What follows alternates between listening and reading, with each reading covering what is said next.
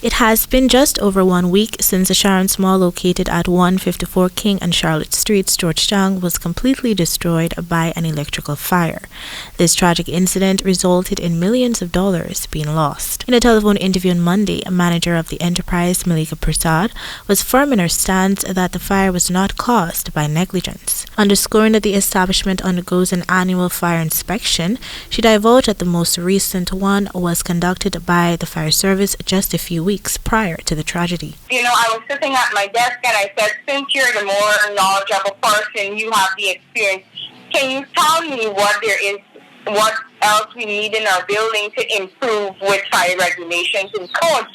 And this officer looked me dead in my eyes and said, from what I've seen so far, you're up to date with your codes. Based on a response received from that inspection, Prasad stated that she was of the opinion that the building was in perfect order. If someone who's an expert is telling you that you're okay with all of the codes, you're up to date with the regulations, isn't that assurance enough for you? Wouldn't you feel safe trusting your expertise? Prasad is adamant that if a motor inspection was conducted, the establishment might have been able to correct any deficiencies which could have possibly prevented the destruction of the mall. As such, an official complaint was lodged with the Guyana Fire Service. It's under investigation right now by the fire department because we would have relayed this information to them. So they're doing their own internal investigation into the person who came to inspect our building. Meanwhile, it was further relayed that a total of 15 staff under her purview are presently unemployed due to the fire.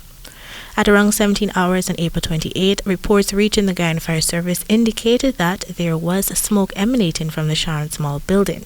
However, this newscast was told by the fire chief Kamaldeen Edu that the firefighters encountered several challenges which prevented them from accessing the building. As a consequence, at around 19:30 hours, the building was completely engulfed in flames following 3 loud explosions. In excess of 20 businesses operated out of the facility, many of which were owned by women. Speaking with this newscast shortly after the incident, it was expressed by Dawn Blackman, the proprietress of Epic Stationery and Supplies, that she was unable to save much. To add insult to injury, she did not have renter's insurance. By the time I get here, I ran from South Road because the place was already blocked off, and I went in and I was able to take out my 2 printers. By then, the entire downstairs started to cover with smoke. Reporting for the AGP Nightly News, Kendell Richmond.